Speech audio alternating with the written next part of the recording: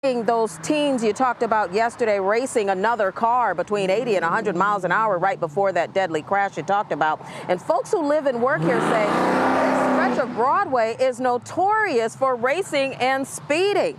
Maple Heights Police Lieutenant Joseph Morrison told me crashes like that yesterday, they're rare, but street racing it's not as, I'm sorry, the crashes and street racing are both rare. They're not reported often, but he says speeding is a huge problem. Now, I met up with Lorenzo Cole at the crash site. He admits he used to street race. He lost his brother in that crash yesterday. He liked fast cars, so he saw that Mustang and probably one of the favorite cars, and he was like, oh yeah, let's race. And how can you tell if someone wants to race, though? If the other driver said, yeah, let's go. Yeah, he said he used to street race. He doesn't do it anymore. He says it is not something you should engage in. He doesn't even like to speed anymore. Now, Lieutenant Mosirin told me the department does not have the manpower to enforce the speed limit by posting officers along Broadway Avenue because they're busy taking other calls. They said they do have officers that run radar around here. They also have an enforcement sign. It'll tell officers how fast people are going and what time of day they're going that speed, and the best they can do is just maybe post an officer in that area during that time of day and hope they can catch folks. It really is a hard problem to police, Betsy. Well, it is, and that's not the only place in Cleveland and Northeast Ohio that it happens. The Shoreway right outside our own back door. We always hear the cars revving there, and boy, we heard that one right behind you rev his engine too. So. Yeah, absolutely. And he was speeding, so if you guys had seen me out on camera, you would have saw him. He was speeding. It is a huge problem out here, but like they said, it's hard to enforce. By the time the police get out here, those speeders are long gone. All right, January, thank you so much. Betsy, it's now been 1 week since the horrific condo collapse in Surfside, Florida. President Biden and the First Lady arrived in Florida today and spent hours with the families of victims and those who are still missing their loved ones. They also visited the site, thanking first responders there, as well as rescue crews.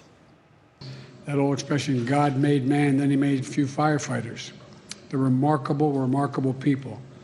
They're always risking their lives to save lives, as well as the police and other first responders. Also today, just a grueling setback for the families of survivors. Rescue workers were forced to halt their search shortly after 2 o'clock this morning because of unsafe conditions around the site. It's not yet known how long the rescue efforts will be shut down, but this obviously dims the hope of finding any remaining survivors underneath the collapsed building. So far, 18 people have been found dead, more than 140 still missing.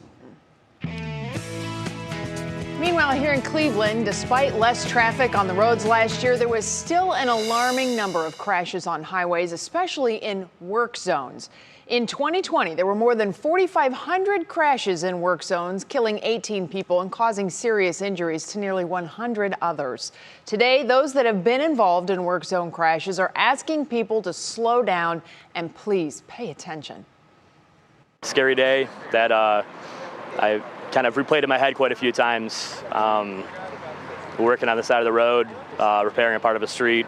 Just a few days before Christmas, a woman lost control and came into our work zone, striking a vehicle, which then struck me. So the first thing you should always try to do is move over. So when you see flashing lights on the side of the road of any type, move over. And if you can't move over, then you really need to slow down. Well, with less traffic last year, speeding seemed to be more of a problem. And this year, well, back to normal, especially heading into the holiday weekend. So keep an eye on the road. Well, next on your feed at 5, if you're one of the nearly 20% of Americans who use a CPAP machine to help you sleep, you really need to listen up. Yesterday, a national law firm filed a class action lawsuit against medicine device company Philips. This after the company recalled millions of CPAP machines over concerns they could be emitting toxins that may cause cancer. Senior health correspondent Monica Robbins joins us now on What's New. Monica, good afternoon to you. This sounds very serious. Yeah, especially if you're one of those people who use these machines, and there are a lot of people who do. So 2 weeks ago, Philips issued a voluntary recall on nearly 4 million CPAP machines used to treat sleep apnea and BiPAP ventilators used to treat respiratory failure. The problem? Foam used to dampen the machine's sound can degrade and emit small particles particles that irritate the airways, or the degrading foam can cause a release of toxic or cancer-causing gas. Now, they're not sure what's causing the problem, but one theory is improper cleaning using an ozone cleaning device or exposure to heat or humidity. First thing you need to do, contact your doctor, because the company is recommending people stop using them. You know, I've been talking about the risks of not using the CPAP machine versus some unknown or theoretical risks. I certainly have told all of my patients to discontinue using any ozone cleaners right away. They should only be used anyhow with the masks, but not the actual machine itself, because that's where the foam is. But the mask is can be cleaned, and the hoses can be cleaned. Now, Philips says they've had no reports of people becoming ill, but they do recognize that the risk is there. They say they'll replace the sound abatement foam with new material, give updated instructions for use, and set up a repair and replacement program. But get this, there's no timeline for when that will happen. And distributors and even Philips themselves say there will be a shortage of CPAP machines by the end of this month. So what do? Register your device immediately on the Philips website. Talk to your doctor about your options and monitor any strange symptoms that could include headache, irritation, inflammation, respiratory issues, nausea, or vomiting. That is a very scary thing, because tonight, sun goes down, it's time for bed, and you look at that thing and go, wow, okay, what do I need to do here? Well, and there's a lot of people who just simply can't sleep without them. Yeah. And remember, these devices prevent people from literally dying in their sleep. So this is something that they seriously need. And, we'll have to wait and see what's going to happen. But the FDA is aware of this, and doctors are now becoming aware of this. And, we'll have to see what happens with the class action. But the good news is, so far, no reports of anybody getting sick. They just know that there's a risk. And 80% of the recall were for CPAP machines, not so much the ventilators. Okay. I was shocked to hear 20% of Americans use CPAP machines. Yep. That number surprised me. I didn't think it was that high. Up to 20%. And the majority of the recall, right now the recall is only for the U.S. Right. And the majority of Philips' CPAP machines are used in the U.S. Okay. But this is going to be a global issue too, eventually. Monica, thanks. Sure. Well, what's new in Menor is pretty cool. Wonder Cleveland officially opened today. This is really neat. It's the first of its kind in Northeast Ohio. Started as a pop-up, but it became a permanent fixture inside Great Lakes Mall. It's the only experience in our area that allows visitors to view creatures, people, and objects from a different time and dimension through an augmented reality app. We'll ask you to download an app, and that's just the player for the AR, so free app, no sign up or anything, no email, just plays it. So when you go in, you'll see empty display cases, you'll see a pedestal stand that has nothing on it except for a little symbol. So open up the app, snap that picture, and you'll see these surprises jump up in front of you, some of which are artifacts, some of which could be a scary alien. Each one is kind of a little surprise for you to see and take pictures with. Very neat. Some of the most notable exhibits are the Lego Batman, Dr. Seuss, and how about this, Betsy, the 8-foot-tall Pez dispenser. Uh-oh. In all, there are 16 full-sensory interactive art exhibits. I have some tiny humans that would really love to spend an afternoon there. I think they would. You have a hard time getting them out of there once you get them inside. Definitely would. Very cool. Would. Well, still ahead for us here on What's New, request denied. The latest on Britney Spears' conservatorship battle and when the pop star will have another chance to change the arrangement. That's coming up in Pop Break. Plus, we're helping to restore the restaurant industry. We'll take a look inside a brand new eatery coming to Northeast Ohio. We'll take a look at some of the hidden costs behind being in the restaurant business. It's part of our all-day Save Our Sauce special. That's coming up next. And our first hello of the show to Matt Wintz. Matt, I'm not going to lie, that cool down felt pretty good today. Yeah, boy, we're getting there. Baby steps, Jay. Yeah. You can notice a little bit less humid today. We've still got a little humidity. Tomorrow it's going to feel much better. Live look at CSU Cam, though. We're tracking storms out over the lake. We're not quite done with the rain yet, but you can see our outdoor dining forecast. Outside of isolated storms, rest of us are dry, temps in the 70s. We'll take you through that 4th of July weekend and beyond coming up.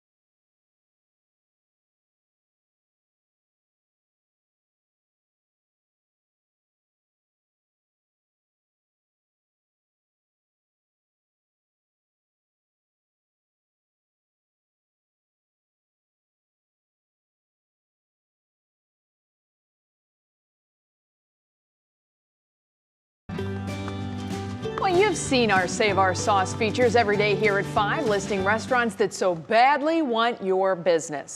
Today, we are dedicating the whole day to the campaign. Yeah, by scanning the QR code that you see on the bottom left of your screen right now, you can find restaurant job listings, and trust me, they are plentiful throughout Northeast Ohio. And also, you can learn how you can donate to help the Ohio Restaurant Relief Fund if you so choose. Tonight, our food expert, Doug Trattner, sits down with Chef Doug Katz for a behind-the-scenes look at what it takes to run a restaurant right now and to open his new space that's coming to Hingetown. Hey, how are you, Doug? Good morning, good to see you. Good to see you. So this is Amba, your latest project. Yes. Do you mind giving us a little sneak peek of what's going on inside? No, I would love to. Awesome, Yeah, let's go. let's do it. Well, my wife would be the first to tell you I have zero vision, right? So I look at this space and I think you're crazy. What's it gonna take to get this raw space to Amba? There are so many features to the building that sort of spoke to me. One being the tiger mural on the outside of the building. We have great access around the building. We're locating in a district that is up and coming, and I want to be sort of one of those nooks and crannies. This will give people in the neighborhood, or anyone, like you come after a show, you come in this door, it's like you're coming to the neighborhood. A separate end? Yep. So over the past year, you opened 2 ghost kitchens. Yes. Chimmy and Amba. Yes. And of those 2 concepts, you chose Amba to be the one to promote into a brick and mortar restaurant. Why is that? Unfortunately, really we're in a labor crunch right now. And I think in Cleveland, it's hard to find staff in general, but right now it's super hard. So we had to put all of our energy into Zug, which is currently open 7 days a week. We unfortunately had to eliminate Amba and Chimmy as ghost kitchens for that reason. If we had enough staff and we had people who were able to do it, we would run it through the summer. But Amba's opening in the fall, and we wanted to give it a fresh start as a brick and mortar restaurant. A year ago we talked for Channel 3 when you decided to close Fire after 20 years. And when we did talk, you were really frank about the costs associated with running a fine dining restaurant. People really don't understand, what's involved. Your labor, your food, and your general expenses equal about 90 to 95% of that total experience. Considering the pandemic, your profit's gone immediately, your food cost goes up, your labor costs go up. For us, we see this as a much longer term problem. For instance, the lamb that you refer to, we buy boneless lamb shoulder. It was $4 a pound 2 weeks ago. This week, it's $11 a pound, which is over double. It's hard to find help, and then you hear people say, well, just pay them more. It's not that simple, is it? At Fire, we had 50 employees at Fire. At a restaurant like this, we have 26 employees. So look at that as, that's half the number of employees to serve a great meal. Also, when you think of 26 employees, you can't just do it for this one person and change the model. You have to change it for all of the people within your labor pool. I've never seen an industry where people work as hard, and it's on you to sort of work that hard every single day, day in and day out. Your body takes a toll, your finances take a toll, but you're super passionate about what you do and you want to do it. You can go to WKYC.com right now /SaveOurSauce, and you can donate to the restaurant industry. They really do need all the help they can get. And if you want, and you're looking for a job, this is a great place to go and try to hook up with one of these restaurants that so desperately needs the help. Man, and we're showing pancakes on that video, and all I want is breakfast for dinner right now. Coming up at 6, Brandon Simmons is going to be looking at the employment issues that we're seeing right now. This is a very hot topic. And then we're also going to talk about some of the solutions that restaurants have come up with. Again, that's at 6 on What Matters Most. Boy, a lot of folks have been very pleased when they stepped outside this afternoon. It feels a little different out there, a little cooler, drier air starting to come in. It's kind of a treat. Yeah, it hasn't been bad. Jay, I'm trying to set you up. Yeah, you did. I see it in the prompter, actually. Yeah. I'm trying to set him up. So did Betsy. Did you see his face? He's like, oh, treat. The weather word for today is dessert. Oh, because that's what today felt like, really. It was wonderful. Yeah, it did. We've been at the main course, which has been heat and humidity over the last week and a half. But you're right, we're heading towards that. I think the timing of this weekend's weather, we've been talking about that, is just perfect, setting it up for the fireworks displays, all that. So I want to get into it. Here's an early look at your weekend forecast. We're, what, a day away here from your Friday. Fireworks forecast. Saturday evening fireworks, mainly clear, comfortable, will be in the 60s. Jay's going to have his cardigan out, the 3-buttoner, right? That's one of those weekends. And then Sunday evening, 4th of July. I know we've got a lot of different fireworks both nights, but we'll be in the 70s. A little bit more humid for your Sunday evening. Dry both days. How about that? That is rare in Northeast Ohio to get 2 dry fireworks night. Leftover storm chances today, though. We had the boundary that pushed through. Boundary 1's down towards the south. You can see kicking off some storms down in Holmes County. Nothing severe with this, just some lightning strikes with that. That's all heading outbound. We're watching the islands. We have a little bit of rain there. Bigger storm off towards the west of you. But look at this out over the lake. We've got another Tribe game tonight taking on the Astros, 7:10, and we're keeping our eye on this. This has been migrating south out of Canada. This is a little boundary. We've got very dry air behind it, so there's a little push in the atmosphere here. As this moves in, we may have some showers and thunderstorms to contend with over the next couple hours. Our lakeshore counties, we'll see how those hold together, but we're not out of the woods for rain yet. In fact, we're not out tomorrow either. Reason why, here's our boundary. Remember, the storms were all the way up to the Canadian border last week. It's getting squished down to the south. That's the good news. Bad news for us, we've got a lingering area of low pressure that's kicking off with some cold air aloft, some scattered rain. That will be our forecast tomorrow. Most of the day dry, scattered rain throughout the day, but the less humid air continues to work its way in. So dew points on the hour. Look at this overnight tonight, getting back into the comfortable category by tomorrow morning. That's where we'll stay over the next couple days. National Design Mart hour by hour forecast as you're wrapping up your giant dessert from tonight. Tomorrow morning. Makes no sense. Still finishing that chocolate cake tomorrow morning.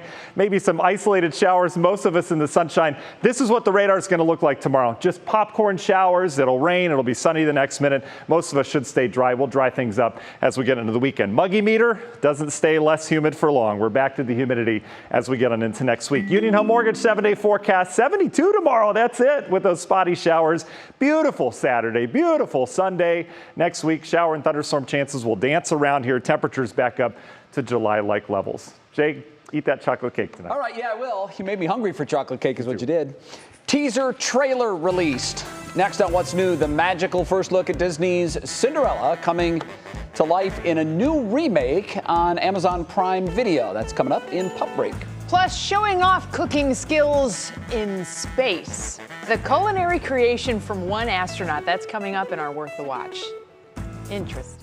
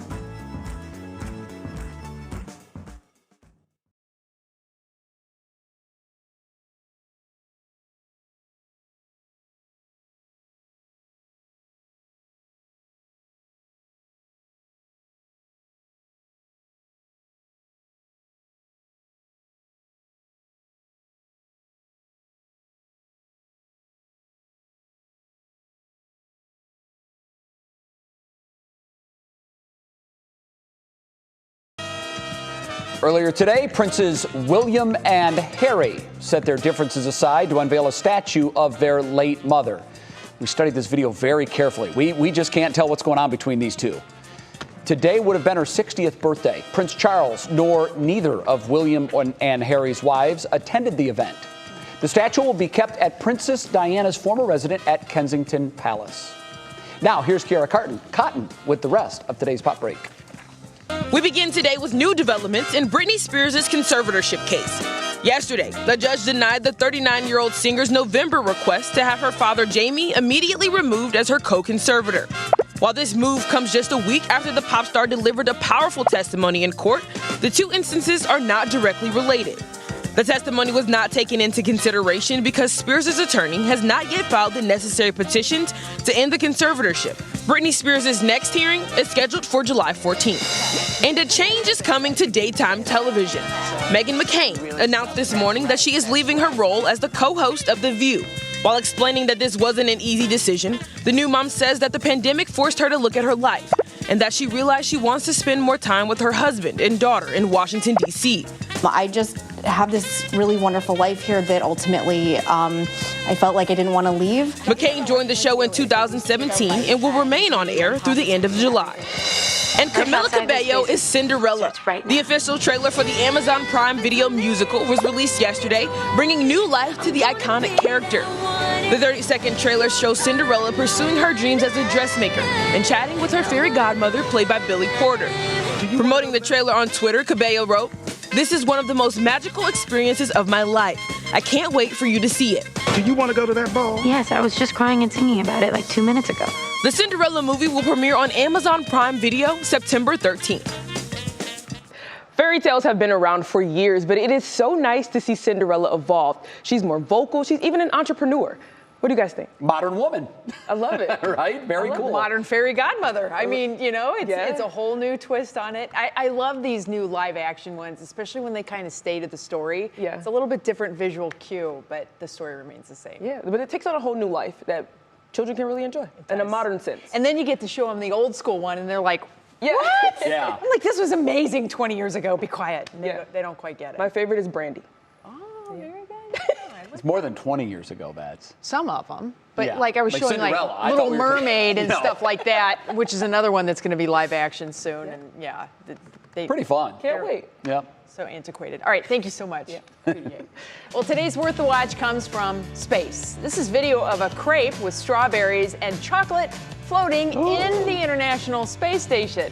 Thomas Prescott, the first French commander of the ISS, wrote, "Here's my best culinary creation so far. With strawberries and chocolate, please disregard that the crepe is actually a tortilla. Who are you to judge?" Does this mean, some of the French chefs and whatnot are going to be changing things up a little bit? I will try that. Prescott, I hope that's how he pronounces his name, and 4 NASA astronauts began their 6-month mission back in April. It's got to be nice for them just to have something else, you know? The big thing is when you go to any of the, NASA places to get the freeze-dried ice cream, right? That's a huge treat for the kids. Yeah. And you take it there and this is what the astronauts eat.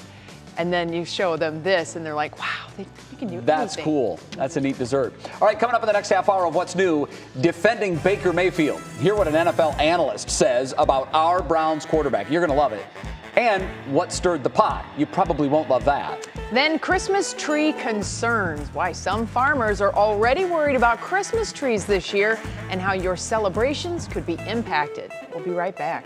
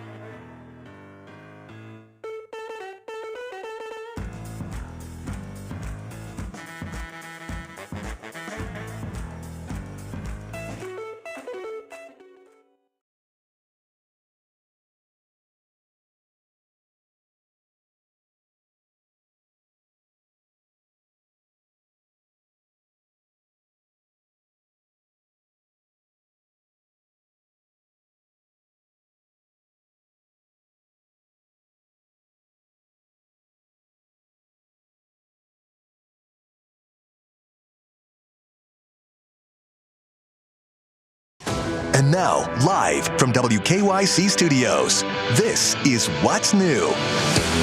And we begin at 5:30 with 3 things you need to know right now. This afternoon, President Biden and the First Lady visited South Florida, where a condo collapsed now 1 week ago. They thanked rescue teams and first responders. They also consoled families who are still searching for their loved ones. Today, crews stopped searching for victims because there's concern that another part of the building could collapse. Engineers say a large column hanging from what's left of the tower shifted about a foot, and that could fall, compromising the other support columns. Before calling off the search, the fire chief said they thought they may have found another victim. They were searching for a female voice is what we heard for several hours, and eventually we didn't hear her voice anymore. That is absolutely gut-wrenching. So far, 18 people have been found dead. More than 140 are still missing. Closer to home, an 8-year-old boy was hit by a car in Cleveland this afternoon near East 55th Street in Kinsman. Boy is currently in the hospital in serious condition. Police have not released any other details on the crash.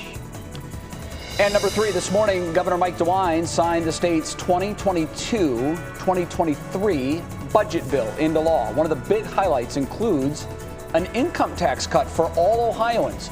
According to State Senator Jay Hottinger, all Ohioans will receive a 3% tax cut. Meanwhile, $13 million will pay for lead control and abatement throughout Ohio. $20 million will go towards expanding Ohio's START program, and $20 billion will be invested into state funding for K through 12. And with that, we welcome you back to What's New. Thank you so much for spending time with us on this Thursday afternoon, along with Betsy Kling. I'm Jay Crawford. I was telling you earlier, I have a friend who is really sweating it out. His big day, his wedding, is planned for tomorrow afternoon in Bay Village. Matt tells me it's going to be hit or miss. It's totally, it's luck of the draw almost, actually. If they get hit, it's just meant to be, but it's supposed to be lucky. It is good luck if it happens. So there you go. But, you know, save your meteorologist's sanity. And when you plan an outdoor event, please also plan how you would cover that outdoor event in the case. So his text was, I have to decide today if I get a tent or not. You should always plan ahead for a tent. I wish the tent companies would put in some kind of a provision that would, you know, give you the bailout. Like, we're planning ahead. We're not the last minute people. Right. So, well, I don't know. Mark, we're hoping for good weather. Fingers crossed. Well, now we move on to today's top talkers. And first up, Christmas. It's still 177 days away. I know, we're counting down. But the heat is going to be impacting the Christmas celebrations. That's the heat in the western part of the country. The extremely high temperatures in Oregon sunburned thousands of trees. Now, this is something that tree farmers there have never seen before. Trees and young seedlings got damaged. Growers say if this is the only heat wave this summer that they may be able to recover, but they're not that optimistic. And it's interesting, I did a little bit of reading from the University of Washington Extension, and it's not necessarily the actual like pine needles and those things that are getting burned. That's a lot of the drought having an impact, but it's the bark of the tree that gets burned. That damages all the tissues inside the tree. Much like you get a sunburn, the tree will get a sunburn. And then it leads to the needles. And then it leads to the needles. It can also open the tree up to disease and pests. See, I would have thought that it was just drought. Just because usually, you know, that's how you can tell if you're not watering a plant, it gets brown. But you're saying that this is just like we get sunburned, same thing for these. Absolutely. And this type of a heat dome that they have over them is called dynamic. So it stretches all the way up into the top of the atmosphere. Wow. All that air is pressing down and it dries out as it does so. So it becomes a self-fulfilling prophecy and they can't get anything to budge. You know, in 2018, the U.S. Department of Agriculture reported that Oregon and North Carolina made up 79% of that year's Christmas tree harvest. So there's a huge chunk of Christmas I will say, we were in Oregon last week and friends of ours have a huge piece of land there and a Christmas tree farm. And we were there. And everything looked so good. In fact, I commented, wow, I'm surprised with all the heat, how good everything looks. But that's just one snapshot. It seems like it's a problem that's spreading everywhere. Okay. Well, next up, we're talking COVID and pets. 2 new studies suggest owners can pass COVID to their 4-legged friends. One study by Dutch researchers found 5% of animals tested positive for the virus. And get this, 17% tested positive for antibodies, meaning that they had already had the virus. The second study in Canada studied 102 pets from households that had a positive case within the last 9 months. Nearly 70% of cats and 40% of dogs tested positive for antibodies. Now, again, that means they had it and made it through just fine. Researchers say cats that spend more time with their owners had a higher risk of infection, especially those who slept in their owner's bed. So it's all proximity, right? Makes sense. And to date, there is not any scientific evidence of the pets playing a significant role as spreaders of COVID, but there are countries that are beginning to roll out vaccines for animals. Why not? I mean, it's a good idea. I'm stunned at those numbers. Because, you know, we say every day we learn more, we learn more. Early on, it was thought that our pets can't get it. So now my next question, Bets, and I don't know if we'll ever have an answer to this, how many pet deaths? I mean, you would think if they can get the virus, that it would affect them in a similar way that it affects us. We'll probably never know that. It's hard to say. And if you remember back, mink were specifically susceptible. Yeah, I do remember that. To COVID. Remember we talked about, and I think it was the Dutch folks, farmers, mink farmers, had massive, culling problems because the COVID was taking out the mink. Mink in one instance, and actually in several instances, one study was actually able to mutate and then transmit the virus back to humans. So that was a little bit different population, not necessarily pets. All right, talker number 3 this afternoon. Finally, someone at ESPN makes sense when talking about Baker Mayfield. Earlier this week, former NFL GM Mike Tannenbaum, notice I said former NFL GM Mike Tannenbaum, said Baker Mayfield is, quote, very much a replaceable part. Boo. I went nuts when I heard it. See, this is the kind of nonsense that gets spewed on the 4-letter network when you got to fill 24 hours a day on multiple platforms. It's total garbage, though, and thankfully someone at ESPN has sense to set it straight, and that someone is former NFL quarterback Dan Orlovsky. He came to Baker's rescue big time, reminding viewers Baker's been a huge part of the resurrection of really what was one of the worst franchises in sports. He did it while breaking Peyton Manning's record for the most touchdown passes as a rookie quarterback. And here's how he capped his argument, and I love this. He said, in the history of the NFL, there's only 2 quarterbacks who have thrown for 75 touchdowns, more than 11,000 yards, with a passer rating of over 89 in their first 3 seasons. Those 2 quarterbacks are Dan Marino and Baker Mayfield. Respect. Not Tom Brady, not Joe Montana. Dan Marino, one of the all-time greats, and Baker Mayfield. He ended his deal by imploring everybody, please stop disrespecting Baker Mayfield. And I couldn't agree more. Well, and I think the cool part of it is that Baker kind of takes all this in stride, or at least he seems to, right? Or he puts it in his... He flips it as a chip on his shoulder, like, watch what I can do. I'll show you. Yeah, and I'm all for that. See, Colin Cowherd. Colin is a good buddy of mine, but he was so critical of Baker. Yeah. And Baker has just really made it. I'm not saying that's why he succeeds, but I think he takes great joy in succeeding so he can show his biggest detractor, you were wrong. Yep. And he's showing them one at a time. And then this Mike Tannenbaum character comes out and says, oh, he's a replaceable part. That's why he fits so well in Cleveland. Cleveland is much the same way. You know what? You're exactly right, Bets. Next on What's New, rediscovering Ohio. Today's Throwdown Thursday is all about our beautiful city. So find out just how much we know or how much we don't know about the CLE. And getting ready for the return of the Asian Lantern Festival. This is one of my favorite things every year. We'll show you the brand new photos as the zoo is preparing to welcome back guests later this month for another beautiful season of lights. Beautiful evening right now, so far, to be out strolling around, but we are keeping an eye on things, Matt. Yeah, Betsy, as long as we keep that webcam facing west, we're okay, but it looks like it's heading a little bit closer to the north. We've got some storms moving in off the lake. We'll take you through the radars on that. It has been a stormy day down towards our southern half of the viewing area. All this on the preface of what we've got, which is a beautiful weekend in store for the holiday. We'll take you through it coming up.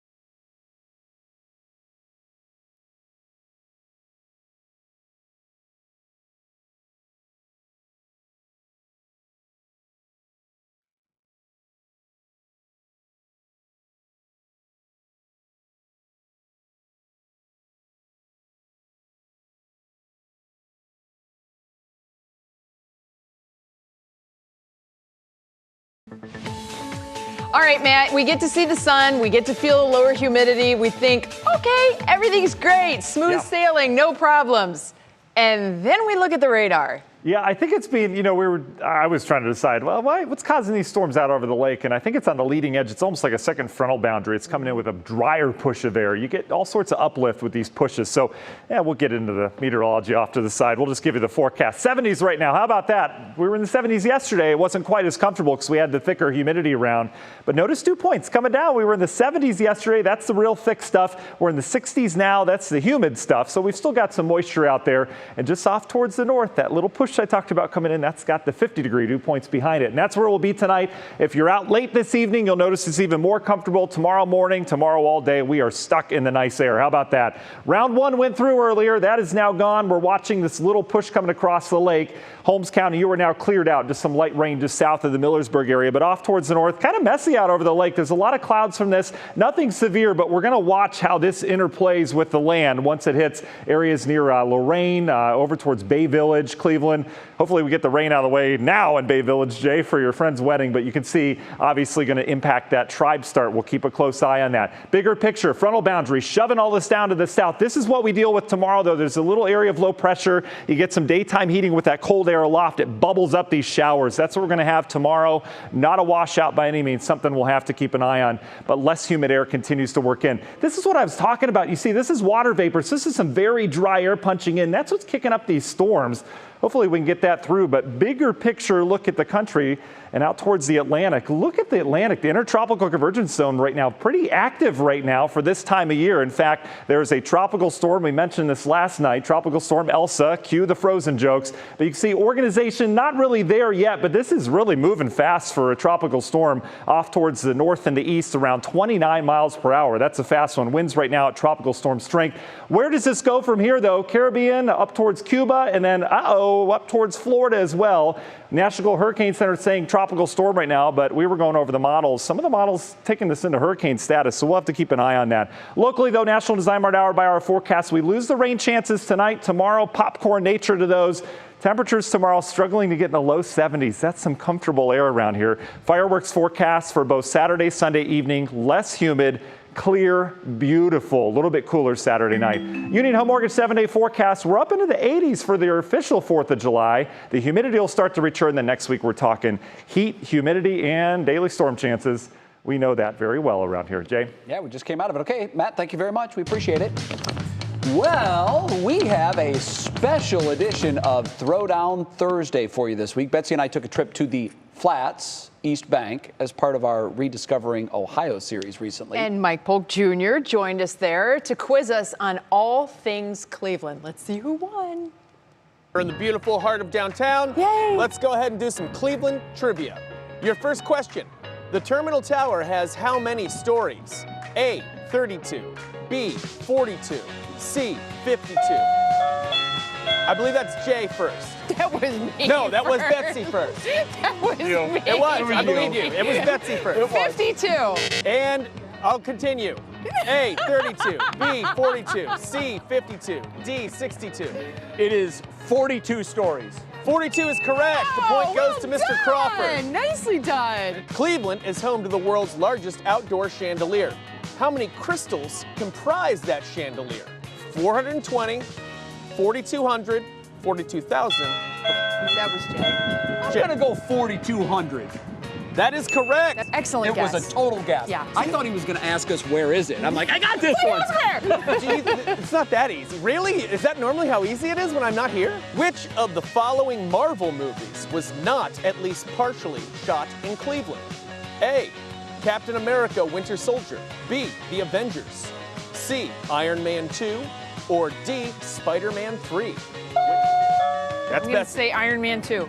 Iron Man 2 is correct. Not shot at all. I thought you asked Iron Man 3. No, Iron Man 2, Spider-Man 3. Jay. Yes. Are you showboating? Yes, she is. Showboating, yes. We're in the flat. Finally. All right, it's 3-3. Good. That's okay. kind of taunting. 3-3. That's all right. There are no penalties for taunting in Throwdown Thursday. In order to do the next question correctly, I have to separate the two of you. So one of you will have to go into the Throwdown Thursday soundproof booth, which is just stand over there. La la la la la Thank la you. la la We'll get to you in a la, second. la, la. There are at least 12 Cleveland suburbs that start with the letter B. Name as many as you can in 15 seconds and go. Brecksville, Berea, Brooklyn. Good. It's freezing up. Bedford.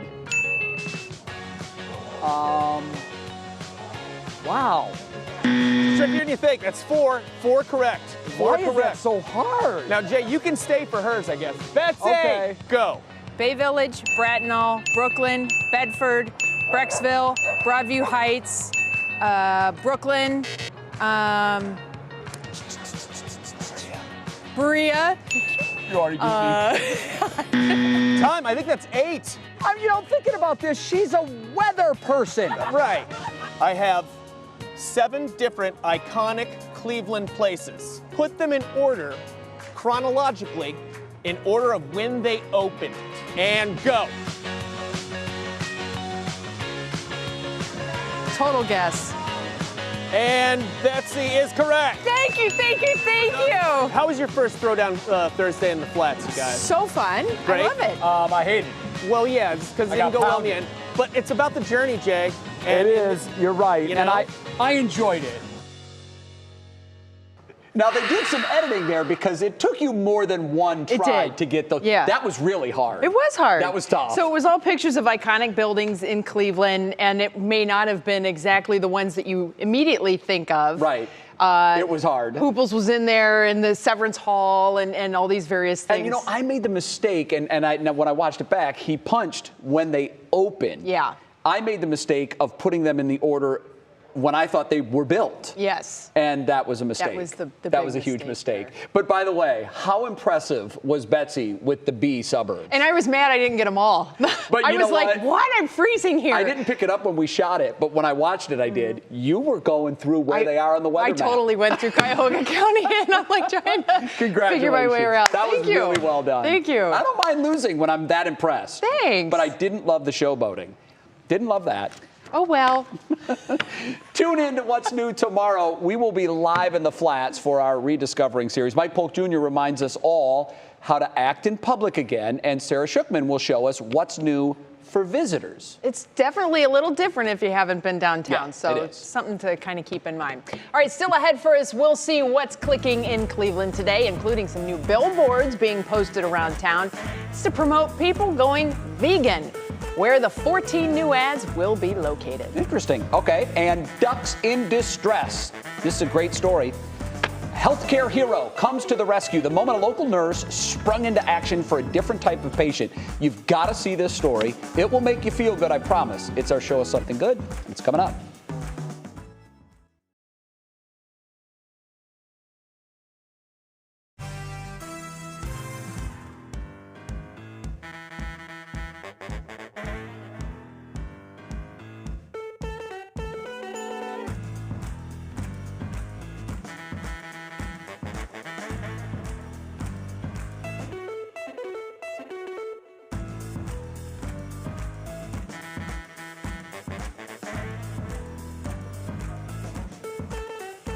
Yes.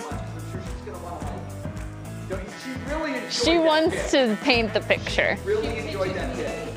So. Okay. I don't want to give. I probably shouldn't say anything because I don't know how I can say what I wanted to say without giving away. Yeah. The idea. It's a fun idea. It's very cool. Very cool. No.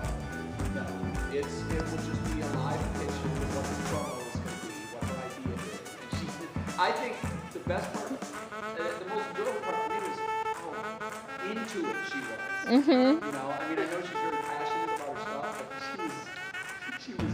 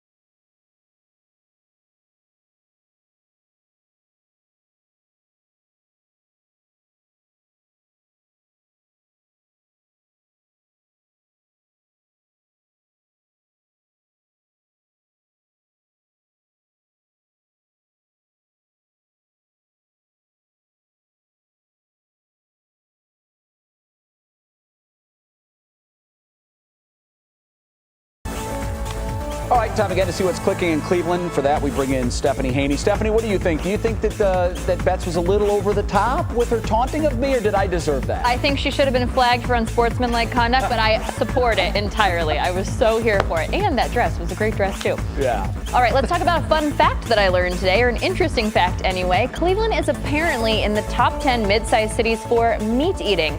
PETA, not a fan of that. So it's launching a billboard campaign to really drive home the concept to hit the brakes on eating animals and get the green light to go vegan, perfectly placed at 14 Cuyahoga County BMV locations.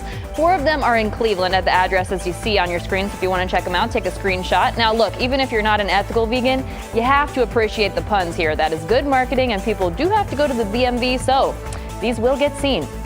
Now we have a little sneak peek for you of the Cleveland Metro Park Zoo's Asian Lantern Festival. The zoo is already setting things up for the July 14th opening night with interactive displays and all new experiences. It runs after zoo hours, Thursday through Sunday from 6:30 to 10:30 p.m. That's through September 5th, and it's mostly walk-through, but they will have drive-through options on Wednesday nights. The link to buy tickets is on WKYC.com. And Elon Musk, who is worth $166 billion, says his main home is a tiny house. He tweeted that it costs less than $50,000 in Boca Chica, Texas, and it's reportedly this 20 by 20 feet model from Boxable, a housing startup. Now, this video that we're looking at was posted by Boxable in November, claiming to tour a tiny home the company built for a high-profile and top-secret customer in Boca Chica. Boxable would not confirm or deny that it was Elon, but it did look like it said delivered to Elon Musk behind that blur there. Now, if you do the math, 20 by 20, that's 400 square feet. That's about the size of a 2-car garage. It's also smaller than the average New York City studio. That's pretty tight. Now, this man has a baby. He's got a girlfriend. I mean, I don't know. Could you guys do a tiny house under those conditions? Now, wait a minute, Stephanie. He probably has other residences. We're not to think that this is his only place. True. He says he's got one other residence that he used for events, but he's saying this is the main deal. This is where he's hanging out most of the time, allegedly. I would like to see the storm shelter because I'm sorry, but that Boxable house ain't going to survive a tornado. So yeah, that's could be bad. I want to make sure we have the safety standards. Yes. It is the trend, though. They're using shipping crates as homes. Yep. And there you have it. Cool stuff. Okay, Stephanie, thanks. Next up for us, shift of work routine, how one local nurse stepped away from her daily duties to help save some lucky ducks. I love this story. You'll see it next. Then on What Matters Most at 6, save our sauce, save our staff. As our local restaurants continue to struggle, we are looking at ways that you can connect people with jobs to help businesses across town.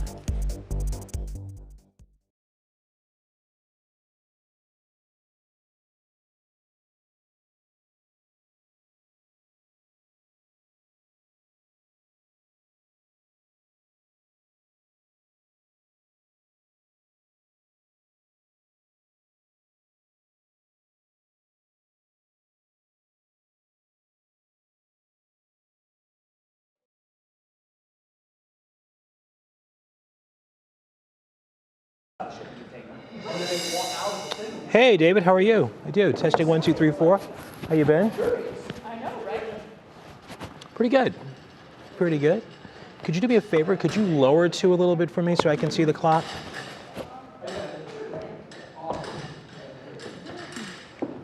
A little more, a little more, a little more. That's great. Thank you. Today's show is Something Good. It's from Akron, where nurses were busy. You got it? Thank you. I didn't know.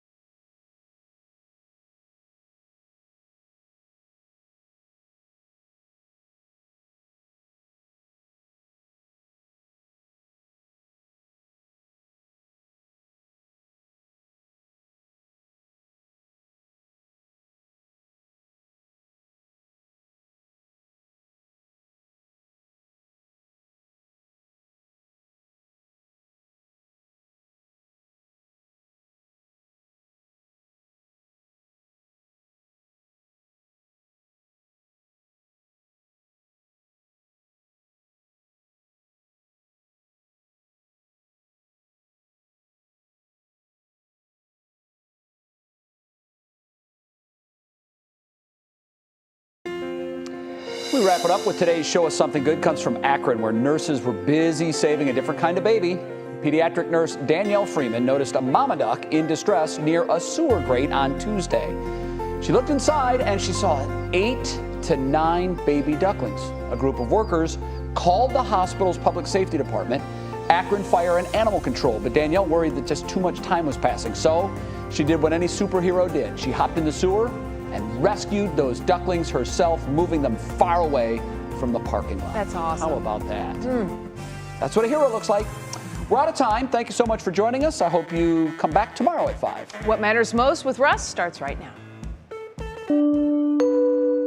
Now at 6, search suspended. The search and rescue operation will continue as soon as it is safe to do so. Heartbreaking words from the scene of the South Florida building collapse as President Biden and the First Lady arrive to offer some hope.